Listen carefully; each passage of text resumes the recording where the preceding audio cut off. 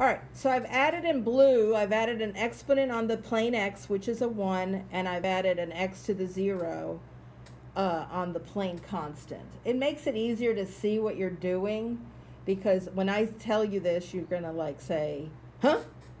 And then you're going to get it. Okay, so what we do is we multiply this times this, so that'll give us a 4, okay? Then we reduce this exponent by 1, so that gives us a 1. Here, same thing. We multiply this times this, and we get a 3.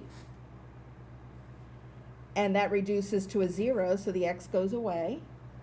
And now on the constant always goes away because 0 times 5 is 0, so it goes away. Got it? So whenever you see a constant, you don't even have to deal with it. So f prime of x equals 4x plus 3. That is the answer to number 4. So I add the 1 to the x as an exponent, and then I put an x to the 0 here. And we all know that the constant is going to go away when I find the derivative. So let's just do this times the negative 3 is negative 6x plus... What? No, it's positive 6, right? Negative 6x plus 5. Oh, I was doing it.